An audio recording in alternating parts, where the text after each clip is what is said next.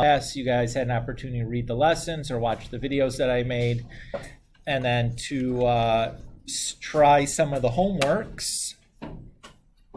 At this point, let's take some time and just kind of address some questions. They could be content related, they could be specific homework problems, they could be something in between that just is kind of clarification. The floor is yours. Mackenzie. So for 1.6, it says answer in terms of why unapplicable. Yeah. Like with that, it's not applicable when it says. So I would say that like 2, 4, 5, I wouldn't worry about it because those are decimals. Okay. And even 6, maybe I haven't looked at specifically how well 289 reduces, but that could be a prime, in which case if it doesn't reduce at all, like you might as well just make it a decimal. Paul? So for those, is it always by 180 or is it by 360? The conversion? It's always by 180. Okay. Yeah. Sienna. Yeah, 22 is kind of the trickiest problem on here. My opinion, anyways. So it says 2 toy racetracks form concentric circles. So by concentric circles, what we mean are 2 circles who share the same center. So something that looks like this, that's ish, sharing the same center. Each track is divided into 15 identical sections. So I'm just going to draw like one of those sections.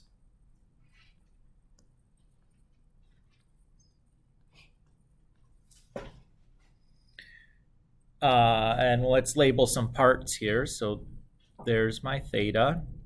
Here's R1, S1, S2, and I'll call that R2. Feel okay with the picture that we've drawn? Okay. So if we have 15 identical sections, I can find my value for theta straight away. So I know there's 360 degrees in that circle. So if I divide that up into 15 identical sections, each one of those central angles there has to be 24 degrees. So far, so good? Okay, let's continue reading. It says if the inside car travels 1.2 centimeters less than the outer car,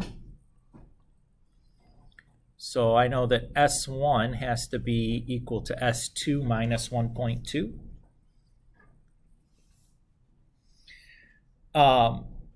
How much bigger is the radius of the outside track compared to the inside track?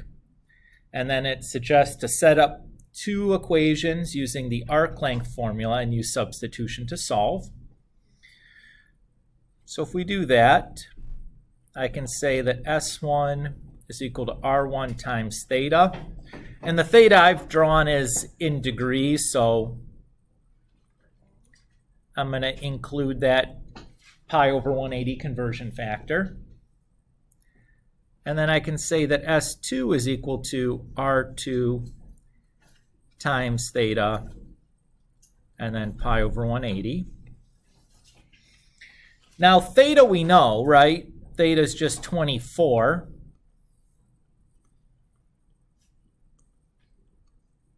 So let's go ahead and plug that in.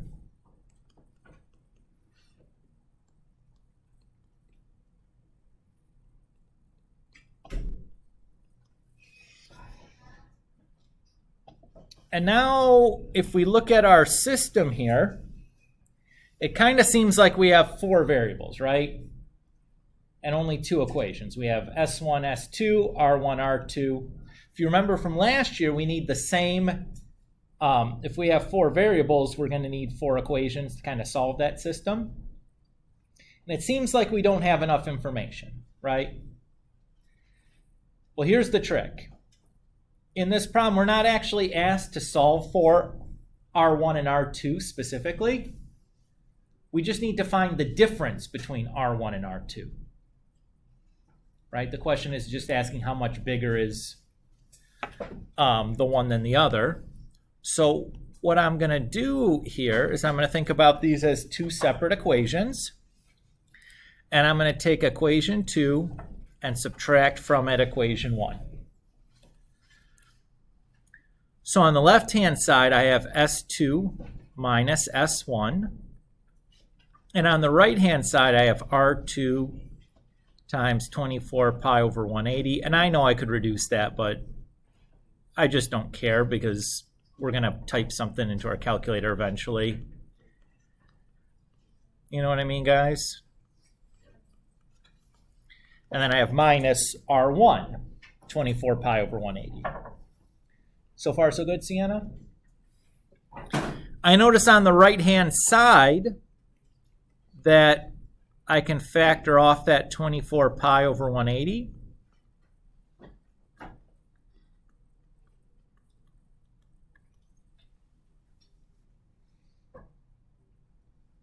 And so what I'm going to be solving for is this R2 minus R1. So the other observation here that I'm going to make now is that S2 minus S1, I know what that is, right?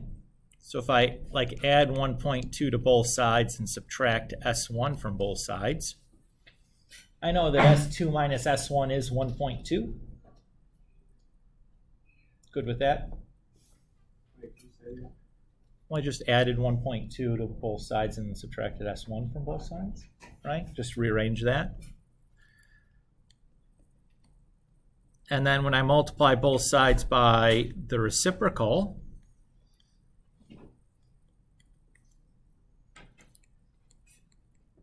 I can get the value for R2 minus R1, which is what I need. So now it's calculator time.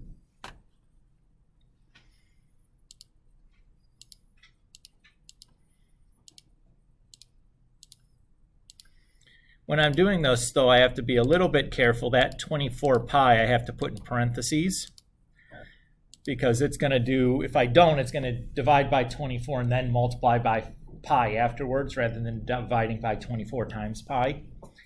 So you just have to be a little bit careful about that. But that gives me 286. Sorry, why did you switch 180 and 24 pi? Well, I multiplied it to the other side, right? So I just multiplied by a reciprocal or whatever. And the unit here I think we're dealing with was centimeters.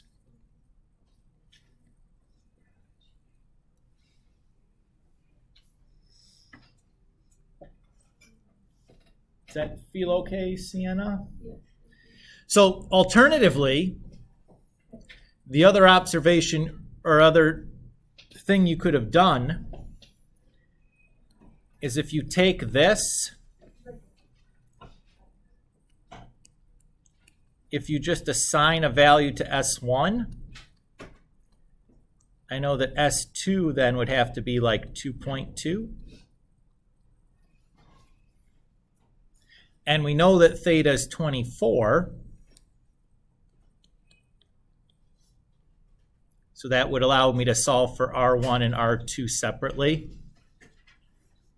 And then you could just find the difference.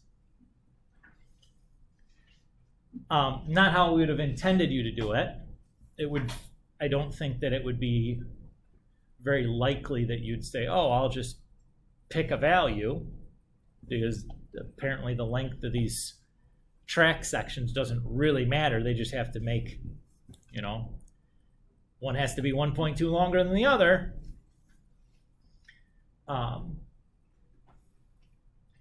And I guess we should say you have to pick a positive value for S1. You couldn't pick like 0 or -5 or something. Like that would break the formula. Since it's an arc length, it needs to have some length to it. But you could do it that way also and then grind through. And that's probably algebraically a little easier. Geometrically, why you're able to just fix a value for S1, it's a little harder to kind of see why you'd be able to get away with doing that. But I think that also would work.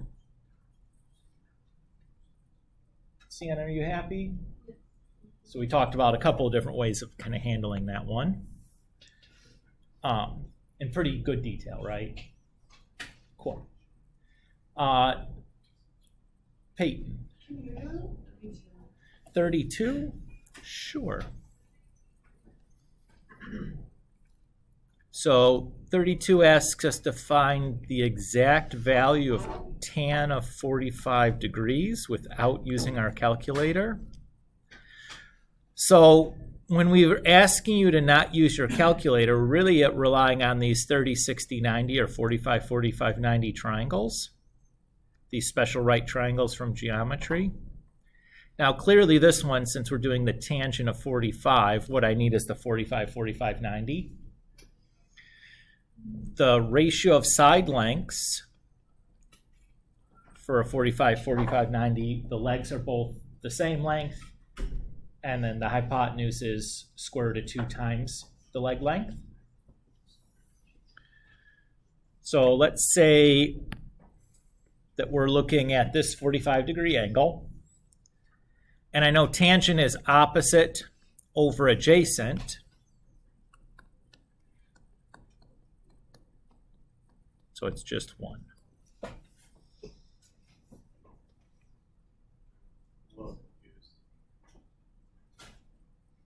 By what?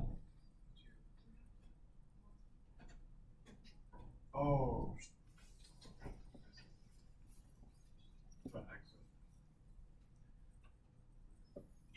Peyton, are you happy? Yeah. Okay. Wait, can you redo that for me? I was looking at something. So I drew my 45, 45, 90 triangle, and then I did opposite over adjacent. So x over x, which just reduces to 1. Why not use anything with 45 or 90? I'm sorry, what? You don't need to do anything with 45 or 90? Well, we're asked to find the value for tan of 45 degrees. So it doesn't matter which 45 you pick. There's that's x and lengths. Yeah. And if you wanted to, you could call the lengths 1, 1, and square root of 2. Like, that's fine. Like, fixed value of x to be 1, if that makes life easier for you. That's fine to do, too. Mackenzie? Can you do number 21? 21? Yeah, that's another one of these story problems, right? Okay. So 21 says a pizza shop worker decides to cut a round pizza into 10 equal slices. So let's start drawing a picture here. There's my pizza.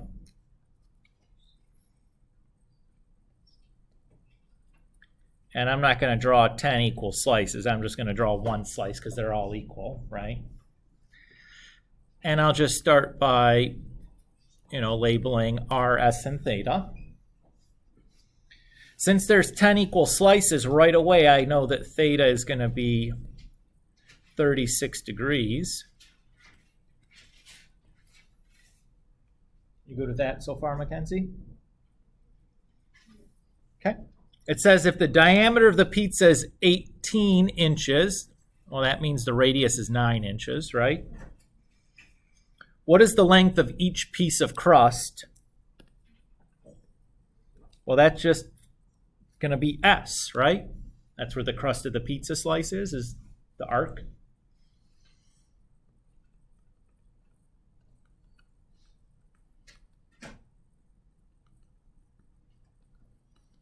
So I can just do 9 times 36 times pi over 180. Cool with that, Mac?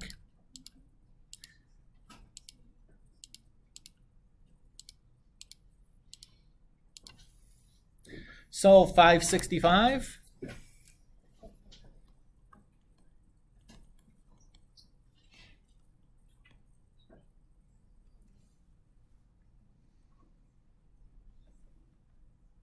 So again, drawing the picture there was quite helpful, right?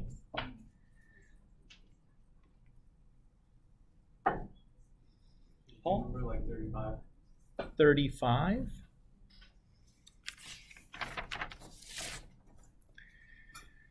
So it says just to evaluate using your calculator. So the one thing I have to be careful about when I'm doing sine, cosine, or tangent with my calculator is making sure that I'm in the correct mode. For 35, it asks us to do sine of 22.6 degrees. So before I type this into my calculator, I'm going to press the mode button and make sure that I'm in the degree mode. So you can just use your arrow keys to move and then press the enter to highlight what you need it to. And then I just type on my calculator sine 22.6. And then I write down the number. So 384. So you go to degree? You have to make sure you're in degree mode. Yeah. Grace. 44? Sure. So 44 says find two different angles coterminal with the given angle. So let's just kind of review what we mean by coterminal here real quick before we move forward. So in section 3, we define what's called the standard form for an angle. So in the standard form of an angle, we embed the vertex of our angle at the origin of the xy axis, and one arm of our angle lies on the positive x-axis. That's called the initial side. The other arm of our angle rotates that many degrees counterclockwise. So like something over here might be like 120 degrees. We call that arm the terminal side. And we say two angles are coterminal. So for example, if I have this angle that goes around one full spin and then ends at the same spot, if the terminal sides are the same. So that would have to be a 480 degree angle because it did a 360 to get back to the positive x-axis and then 120 more. So basically, to find an angle that's coterminal, we can just keep adding 360 and you'll get a new coterminal angle every single time. We also in this section define negative angles as things that rotate clockwise. So in addition to adding 360 each time, you could be subtracting 360 each time, and that'll also give you a coterminal angle. Now, 44, the angle in question is in radians.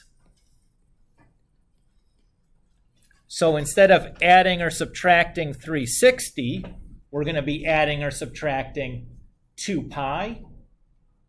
2 pi is the same as 360. You multiply 360 by pi over 180, it's 2 pi. So I can add 2 pi. To add those two fractions, I need to make a common denominator. That in this case is clearly 7.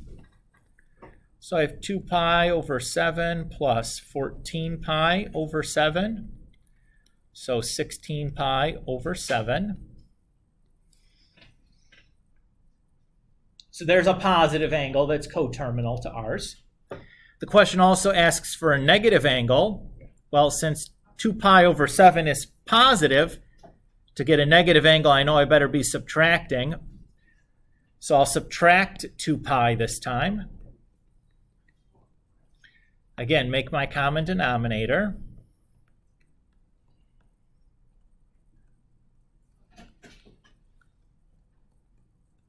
So when I do that, I get negative 12 pi over 7. So I have a positive 1 and a negative 1. So I should be all good. If for whatever reason, after finding a coterminal angle once or twice and it's not positive or negative as specified, what would you do? Just do the addition or subtraction again and keep going until you get the one that's either positive or negative that you wanted, right?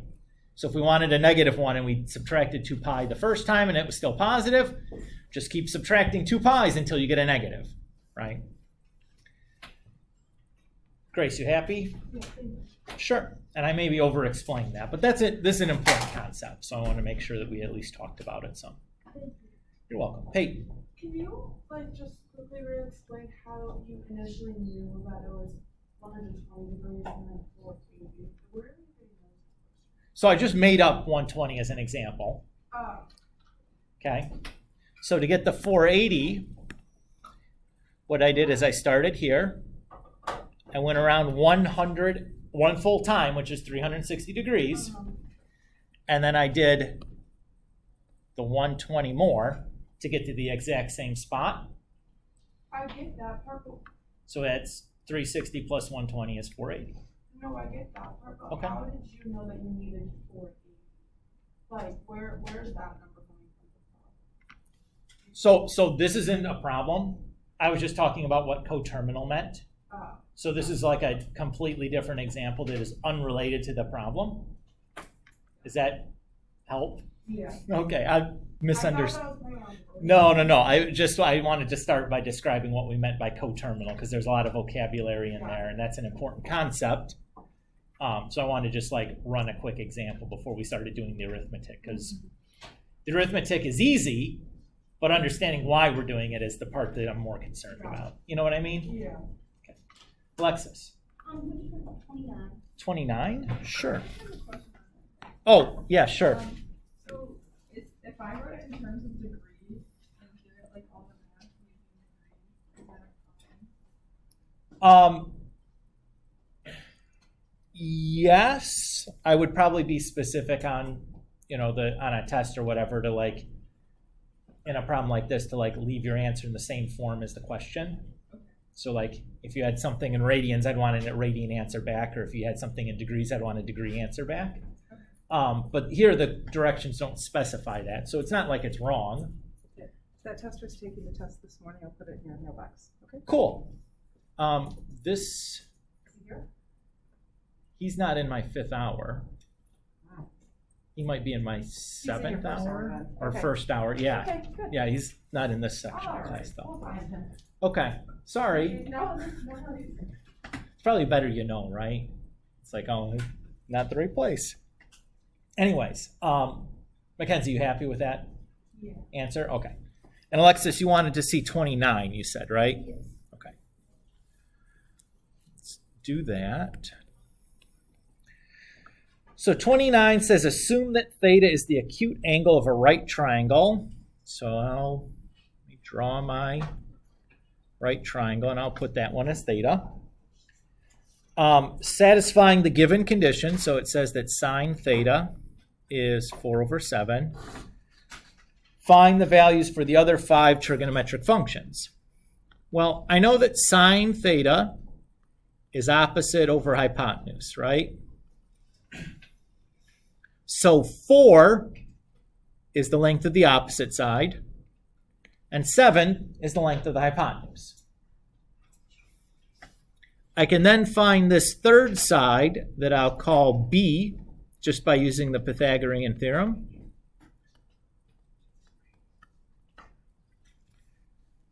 So 7 squared is equal to 4 squared plus B squared. Again, remember for the Pythagorean theorem, the hypotenuse always has to be the C, the part that's by itself. So 49 minus 16 is going to be 33. And then we'll square root both sides. And I can drop the plus or minus here because we're talking about a side length for a triangle. I know it has to be a positive value. So far, so good, Alexis? Yeah. Okay. Now that I have my 3 side lengths, this is essentially the same as question is 25, 26, 27, 28. So I can just treat it the same way. So cosine theta is going to be adjacent over hypotenuse. Tangent theta is going to be opposite over adjacent. But here I know I have to rationalize that denominator. So I multiply the top and bottom by root 33.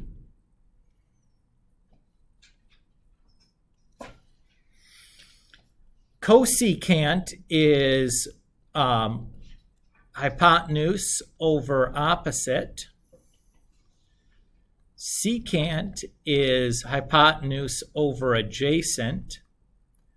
Nope, got to rationalize that denominator again. I'm not going to show the work this time, though.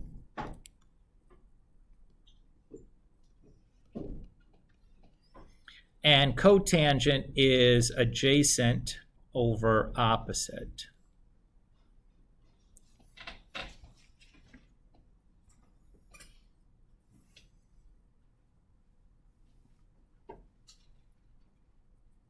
And again, as far as those three new trig functions go, I think the easiest way to remember it is in terms of like reciprocal pairs.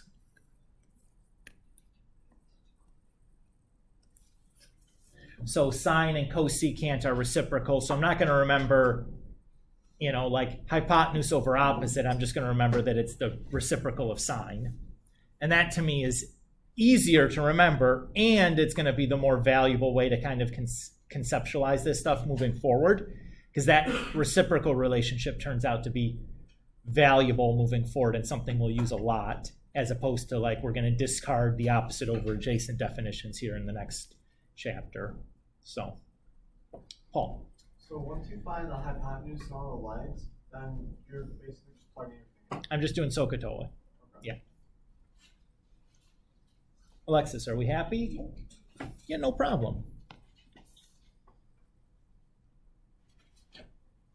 Who's next? So like if you're doing like tangent or something for like a degree, do you leave that in a degree when you're done, or what? Well, if you take tangent, sine, cosine, tangent, cosecant, secant, etc. of an angle, what you're getting back is a ratio of side lengths. Okay. So it's just a number. There's no inches with it. There's no degrees with it. It's just a number that comes back. Okay. Now, if you do one of the inverses, like sine, cosine, tangent, inverse, That like you would be a did, degree. those give you a degree back. You do that on a ratio of side lengths, like sine of opposite over hypotenuse, or sine inverse of opposite over hypotenuse is going to give you the angle measure. Okay. Could you do number 31 or 33? You know? Sure. So it's really the same idea as what we did on 32. Okay. The only issue you might be having is the radians. So the first thing I would probably do is just convert this into degrees. Okay. So sine of pi over 6 is the same thing as sine of 30. Oh, and then you just put. So what I need then is my 30, 60, 90 triangle. Okay. This is asking me to do it without the calculator. Oh, yeah, that's right. So I know the side lengths for the 30, 60, 90 triangle are these. So here's my 30 degrees. So opposite over hypotenuse for sine. Okay. That reduces down to just 1/2. That's it. And I'm done. Mackenzie? I just have like a general question. You're like, I guess, drawing your own triangles. How do you know where the It doesn't really matter unless they've specified something. So like the first thing I'm going to do is draw the triangle and pick a location for theta. Obviously not the right angle, right? But after that, then I'm going to put the side lengths in relative to that theta location. Okay. You know what I mean? So it doesn't really matter whether you put it in the right hand, like the lower left-hand corner or the top right hand, as long as you place the side lengths, corresponding to the location you've chosen for theta. Okay. So like on, if we go back to 29, like had I picked theta to be here, then the 4 would have to be there and the 7 would have to be there, right? So it doesn't really matter where you pick your theta as long as you're putting the side lengths in the correct positions relative to that theta. Why that wouldn't change anything? No, you'll end up with the same numbers. Because if you look, this is the same it's still going to be the same triangle. Like 4 is still opposite the theta. The 7 is still the hypotenuse. Like you do the Pythagorean theorem and you get the same other side length. Everything will be the same. Is the same thing go for like the function 34 for the Yeah, as long as you have the side, like the corresponding side lengths in the right positions. Yeah, it doesn't matter whether you put the 30-degree, where you put it or how you draw your triangle, as long as it's the right triangle and like the proportionality is correct. Is that yeah. okay? Alexis? Can you guys this? Sure. So this is a calculator question, but it's a little bit tricky because there's no cotangent button on our calculator. But that's okay. So this is another place where those reciprocal relationships come in real handy. So cotangent of 11.9 is the same thing as 1 over tangent of 11.9. Again, remember that tangent and cotangent have a reciprocal relationship. So the way we do that on our calculator, again, I'm going to just make sure I'm in degree mode before I get going on this. But I can type it in as 1 over tangent of 11.9. So I can write it that way in my calculator. I could do tangent of 11.9 and then do the reciprocal button on my calculator. Still gives me the same number. What I can't do is tan inverse of 11.9. So tan inverse is a new function. It's not the same thing as the reciprocal of tangent. Tan inverse is its own separate function. If I do that, I get a dramatically different number. What is that? Well, tan inverse is giving you is taking a ratio of side lengths and mapping it back to an angle measure. Okay. It's not taking an angle measure and giving you a ratio of side lengths. So it does something completely different than tangent. Yeah, it's the inverse. It's undoing what tangent does, which is not the same thing as a reciprocal because tangent isn't a multiplication thing, right? It'd be like, oh, I'll get rid of the square root by dividing by square root symbol. It's like, oh no, that's not how that works.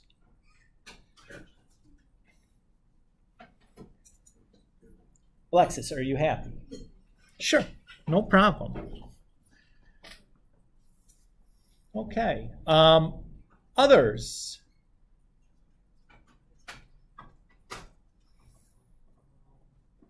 Sienna. I have a question on 42. Why do you do 42? Sure.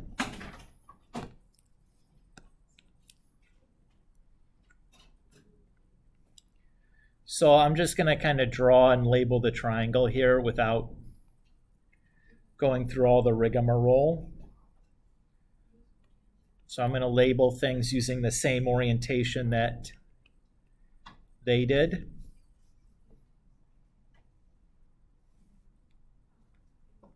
And I'm just going to drop all the labels other than the information that we're looking for. Is that cool? Okay. So what I'm going to do is I'm going to first identify the angle that I'm going to be working with, either the one I know or the one that I want to know something about. Here I'm given 71 degrees. That's the one that I want to work with. Relative to that angle, the information that I know, that's the adjacent side. And the information that I want is the hypotenuse. So the trig function I need should include the adjacent and the hypotenuse. That would be cosine.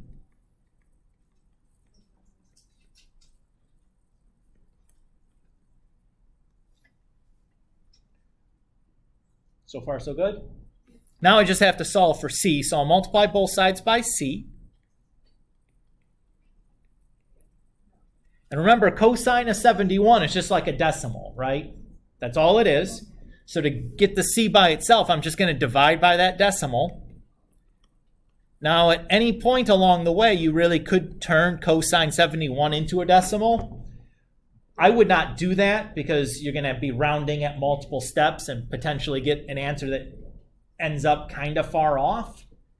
I'm just going to treat it as like a constant till I can get it to the point where I can type everything into my calculator, so I don't have to round multiple times throughout this. But just kind of remember that these trig functions are just decimals, right? So again, I know that I'm already in degree mode. We just checked a second ago, so I'm not going to recheck again. So that would give me 55.29. I think 2 decimal places was what it asked for here. And whatever the unit is, that's a length, though, not a degree, since we're solving for a side length, right? Which, again, if you think about it, does that make sense? Well, I know the side lengths are proportional to the angle measures, right? This angle would be 19 degrees. It's across from an 18. 90 degrees across from a 55. That tracks to me, right? Like 55 is a lot bigger than 18, but 90 is a lot bigger than 19, so that feels pretty good to me. Grace? Of course.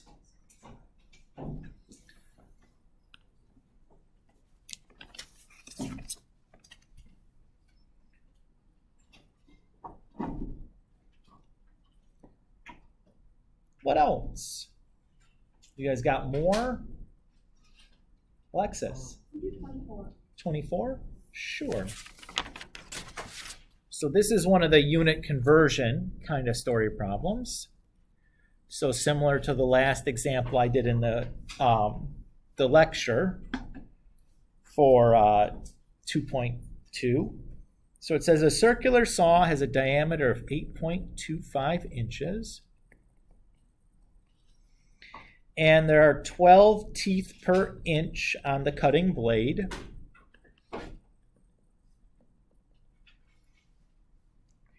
If the saw spins at 3,500 RPM, how many cutting teeth cross the surface each second? So basically my question here is I want to convert 3,500 RPM to some teeth per second, right? That's what we're trying to do. So far, so good, Alexis? Okay. So I'm going to start with making this observation, that I know that 1 revolution is equal to 1 circumference, which in this case is going to be 8.25 pi inches. The circumference of a circle is just pi times the diameter, or 2r times the diameter, either one of, or 2r times pi, you know what I meant. Either way of thinking about it is fine. Since I had the diameter, I'll just do pi times the diameter. Okay, so we start with 3,500 revolutions in 1 minute. I guess I'll convert the time first because I have to end up in per seconds. So I know that the units have to line up diagonal from each other. So minutes need to be on top and seconds on bottom. And I know 1 minute has 60 seconds. So now I'm in revolutions per second. So I need to get revolutions down into inches so I can use this fact that there's 12 teeth per inch. So I know 1 revolution is 8.25 pi inches. Now I'm in inches per second. And the last thing I'm going to do is multiply this by 12 teeth per 1 inch. So now I'm in teeth per second, which is what I'm looking for. So now it's calculator time. So my numerator is 3,500 times 1, I'm not going to write it, times 8.25 pi times 12 And then my denominator is 1, not going to write it, times 60 times 1 times 1. Not going to bother with the ones. So I get 18,143.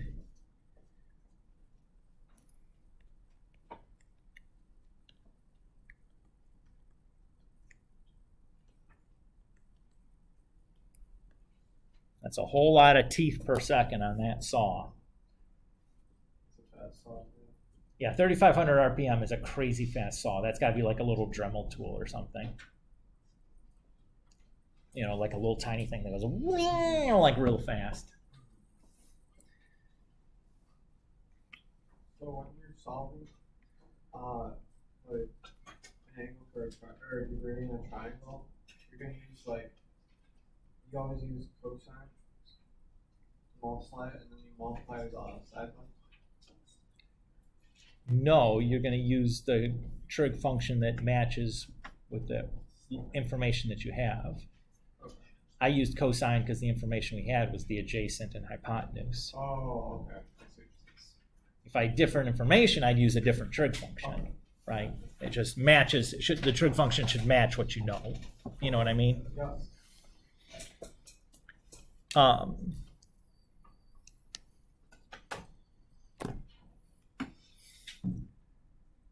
Hey. Yeah. So this is the same idea as 44 that we had talked about earlier, right?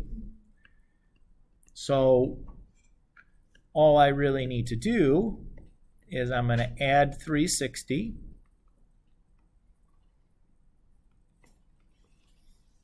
There's my one coterminal angle that's positive.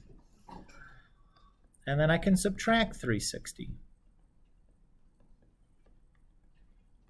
And there's a coterminal angle that's negative. And I'm done. So again, if you looked at the picture of what we just did, to just kind of illustrate what it is that we're doing, 187 is like here. So 547 is doing that. And then negative 173 is doing that. The terminal side is the same for each one of those three angles. It just depends on like how many rotations you're doing or which direction you're spinning or whatever. Does that feel okay? And again, being able to visualize what's going on, where that angle is in standard form, is going to be a valuable skill as we move forward through this. Is that 147? 87. 87. I mean, on the bottom. Negative 173. No, wait. Oh, no, that is an 8. Looks like a 4. That's okay. I was confused at which number you're talking about even. Sorry about the one next to the minus sign. Oh, yeah, still 187. Okay. What do you guys think? We can do more if you got more. If you want to talk about something else content-wise or whatever, I'm happy to spend some time kind of getting caught up on things. Okay. CSC. Cosecant? Yeah. Yep. What's that? It's just the reciprocal of sine. Okay. So you can define it as cosecant of theta is hypotenuse over opposite, or the reciprocal of sine. You could find sine and then just flip the fraction. Get you the same thing. But it's just another, like why did we do opposite over hypotenuse and why not hypotenuse over opposite? Like why would you pick one fraction versus the other? You could do the other one. So we did. So we just added in. So we have all those 6 combinations of opposite over hypotenuse or opposite over adjacent or adjacent over opposite.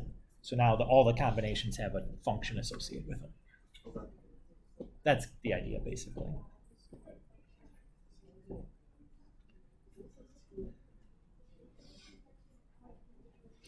the way I remember which one goes with which, like which reciprocals pair together, I remember that no cos go together. So like cosecant and cotangent don't go with cosine. Okay. Secant does. That's the only one that's left. And then tangent, cotangent, easy to remember. They pair together because they have tangent both of them. So usually the place where we get confused is like try to put cosecant with cosine because the cos. Is there a way to check at all, like, if you did the right one? Like, if you, like, So how would you check if you did like the right, tangent or sine or cosine? Is there a way to well, check? if you went to solve, I mean to a little bit. So if you had solved this triangle, if you found the other side length and the other angle measure, well, the other side length, the Pythagorean theorem would need to hold, right? So like 18 squared plus whatever this answer is for, this side squared should give us the answer for this one squared. Okay. Like that's a reasonable check. Now, if you take your answer here and use the Pythagorean theorem to get this answer, you lose out on that ability to really check that way. But you should still be able to check to see if, like, proportionally the sides and the angles match up. Okay. Like the longest side should be across from the biggest angle. The smallest side should be across from the smallest angle. The middle side should be across from the middle angle, Okay. which is usually a good enough check if you've made like done something really wrong. Okay. Usually that's a good enough check to just be like, oh yeah, that doesn't track because that should be the smallest side and it's not the smallest one. Okay. That's a theorem from geometry from a long time ago but it's in, it's more technical, the theorem is, but like that's what it boils down to, is just like the side lengths and angle measures are proportional inside of a triangle, which is a helpful check when you're doing something like this. To just, it doesn't tell you exactly, but usually if you do something real bad, it'll stick out like a sore thumb, like, You'll see. yeah, it's like, oh, that's the biggest side and it is not the hypotenuse. That's a problem. Okay. It's like you just look at it. Yeah, it's usually, that's a look at it and like, okay, well, I guess that makes sense. I don't know if it's right, but like, Okay. it's not blatantly wrong, Okay. like it's not impossible kind of thing.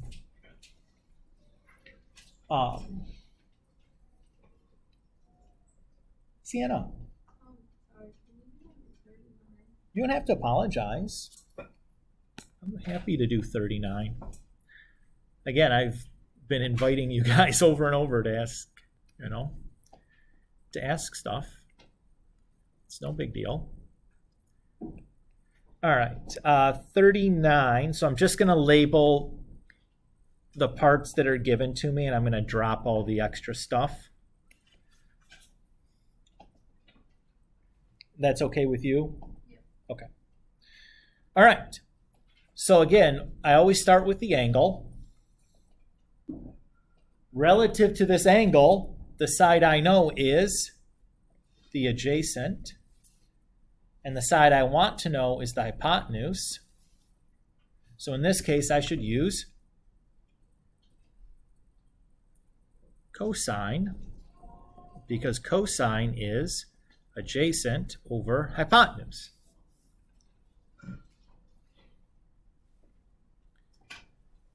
So this is almost the same problem as the other one that we did, right? Just the numbers have changed.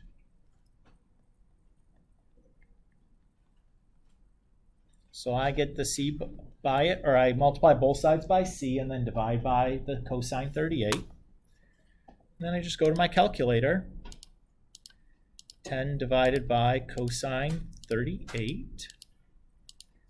And I get about 12.7.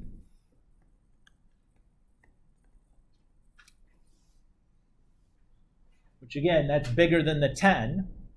So looking good for the hypotenuse there. And if I think about it even a little harder, if this is 38, this one would have to be 52. So 52 is there, and that's 52 with 10, 90 with 12.9. It's probably about right. It's not super close. Again, the side lengths are kind of small, so you'll see less of a pronounced difference than if like this was a gigantic triangle. Okay. But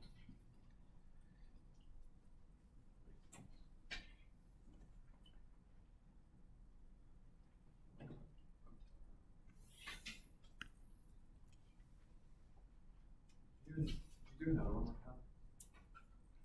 I mean, we've done 39. What else? What other one did we do?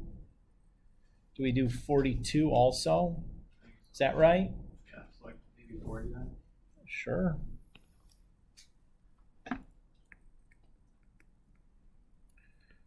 So again, I'm just going to draw in, cut to the chase, so to speak, and just draw the labeled thing for us.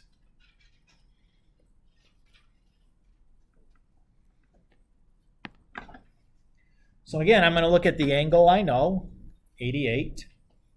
Relative to that, the side I know is the opposite, and the side I'm looking for is the adjacent. So the trig function I need in this case is tangent, which is opposite over adjacent. So again, get the a by itself, multiply both sides by a, and then divide by tan 88. I'm going to skip writing down the steps because we've done those steps now 3 times or something. So I'll just go to my calculator and do 2 divided by tangent of 88. I'm going to expect this to be a very small number, though. Yeah, 0.07. And to me, that makes a good amount of sense because this is 2 degrees, this angle here.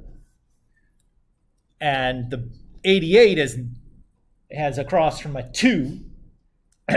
2 degrees is a heck of a lot smaller than 88. So I'm expecting my answer there to be a heck of a lot smaller than 2. Okay. And it is. This is not much of a triangle. It's basically a straight line almost, right? You know, it's going to look like, you know, like there's not much to it. It's a, you know, something like that, except even more pronounced, even flatter than that, not much of a ramp. Alexis? 23. Sure. So 23 is the other unit conversion one. And just FYI, 23, the answer in the answer key doesn't match the question. The question asks for the answer in revolutions per minute, and I think the answer key is giving revolutions per second. So we did the wrong conversion there in the answer key. Anyways, we got the diameter is 22 inches. We can ride 14 miles per hour. I know 1 revolution is 1 circumference, which is 22 pi inches. So we'll start this the same way. This is almost exactly the same as what we did in the example. So we want to end in revolutions per minute. So I'll first convert hours to minutes. I know 1 hour is 60 minutes. And then I'm going to convert miles to revolutions. My unit for revolutions, though, is in inches. So before I can do that, I have to convert miles to inches. And I don't know that directly, but I do know 1 mile is 5,280 feet. And I do know that 1 foot is 12 inches. And then I do know that there's 22 pi inches in 1 revolution. So if I look at what's going on here,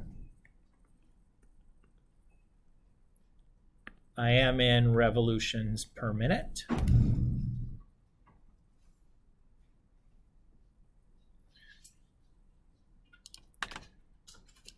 So I'll just type this into the calculator now. 14 times 5280 times 12 divided by 60 times 22 pi. And I have 213.90.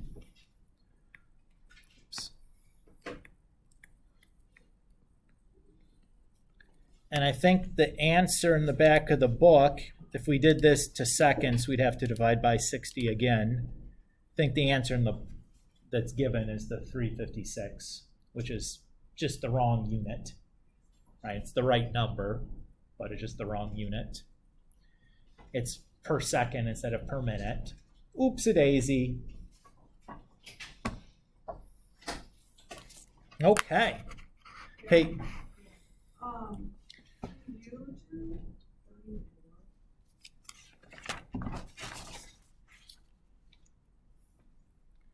Yep.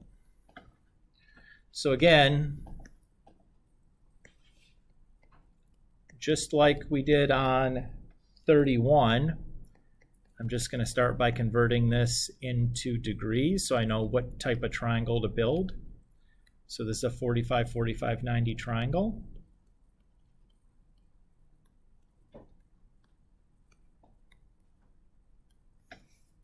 And then I remember secant is the reciprocal of cosine. So this is going to be hypotenuse over adjacent. So I'll pick one of the 45-degree angles, say that one. So the hypotenuse is x root 2, and the adjacent is x. So it just simplifies down to root 2.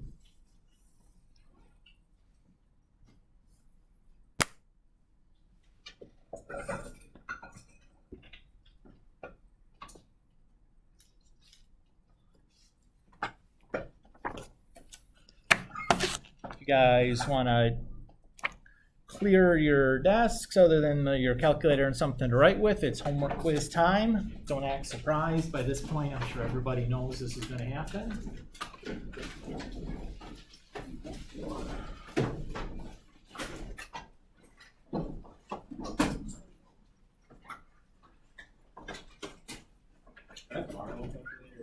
Yeah, what's that? Yeah, see, I'll come back. No, that's not more. They weren't here. You better go bring some lights and get that there. You're welcome. Sure.